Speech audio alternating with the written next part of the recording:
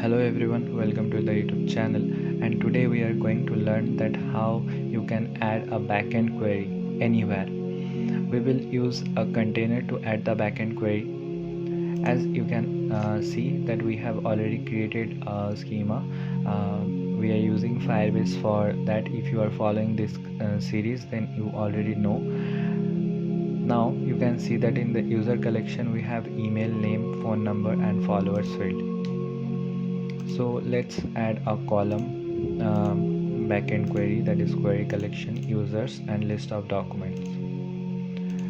We have created a query, but as you have already learned that the queries are from these boxes are from different persons. The first box is from user 1, user 2, user 3 and so on, and you can order the the list by anything, any information or any variable we'll learn later. But what is document reference? So as you can see that this is the user 1, this is user 2, user 3 and user 4. So how can you directly access the properties of the user? This is not a property of a user. This is the index of the user, that is user 1. We know that is user 1, but to add properties to the user we will use a document reference. We use document reference for good practices and for many purposes. You will learn slowly. Now if we use document from reference user, and then we will use the user document, that is the query collection from the column query. You can see that is getting highlighted. If you click on this, this is getting highlighted, and we will use the reference of the user. That's it. We have created a user reference, and in the user reference we have created in the container.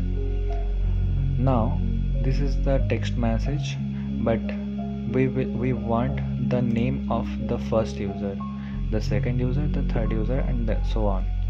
So to bring the display name of the first user and so on, we will use the container query, that is the document from reference of the user from the main query collection. So we can use now their name because we have all the properties of the user. You can directly use also from the query collection, but that is not a good practice, because when your project will be very large, then you will face many challenges if you are changing something, because a lot of error will occur if you don't use a document reference system and make some changes in your project. So always use a document from reference if you are fetching data from the query collection. Now we can directly use the name. If the name value is null, so it is always advised to use a default variable value. So you can make a default variable value as Michael or something else like user 123, like this.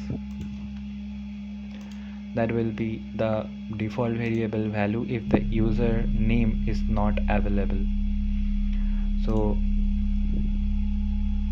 we will remove it for now, but make sure that is you are using a default variable value. And this is the text. Also you can use the text. Let's say we need to display the email of the user. So you can see that how many advantages we have when we are using document reference from the main query collection. We can directly change the document reference to any query collection, and we have to change only one thing. But if you use the main query collection of the column, then if you change backend query, then you have to change everything, every part of the container that you are using fetching data from the main query. So that's how you can add a backend query like document reference. So that's it guys about document reference from Firebase. Thanks for watching. See you in the next video, and don't forget to like and subscribe. So see you in the next video.